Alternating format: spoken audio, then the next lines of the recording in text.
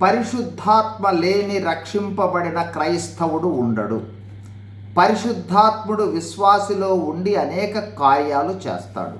అందులో కొన్ని ఆదరణకర్త, శక్తినిస్తాడు, ఆత్మ వరాలనిస్తాడు, సర్వ సత్యంలోనికి నడిపిస్తాడు.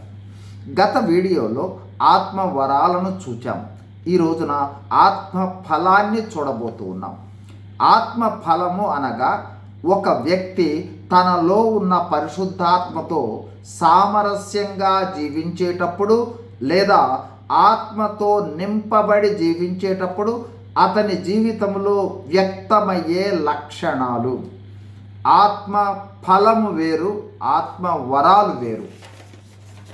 గలతీ 5:22.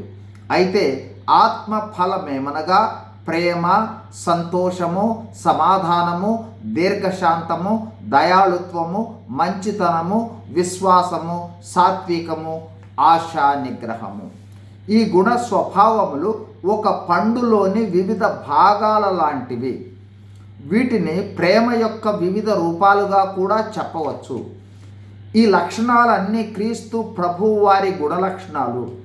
వీటిని వర్ణించుట కన్నా ప్రతి గుణానికి ముందు క్రీస్తు ప్రభువును చేరిస్తే సరిపోతుంది.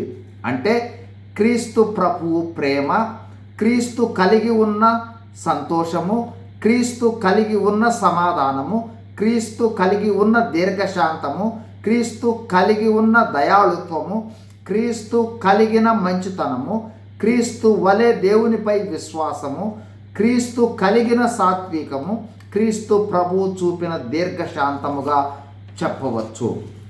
విశ్వాసికి ఆత్మ ఫలము ప్రాముఖ్యత ఏమిటి? 1. ఆత్మ ఫలము విశ్వాసిలో పరిశుద్ధాత్మ శక్తిని మరియు ఉనికిని ప్రతిబింబింపచేస్తుంది. 2. విశ్వాసులు దేవుని స్వభావము ప్రతిబింబించే జీవితము గడుపుటకు సహాయం చేస్తుంది. 3.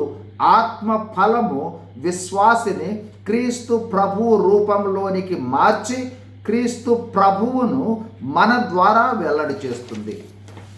ఆత్మ ఫలం పెంపొందించుకొనుటకు వాక్యం ధ్యానించుట, ప్రార్థన, విశ్వాసులు మరియు దేవునితో సహవాసము, ఆత్మ ఆధీనములో నడిపింపులో జీవించుట, అనుదినము క్రీస్తు రూపంలోనికి మారుటకు పరిశుద్ధాత్మ సహాయము ద్వారా ప్రార్థించుట.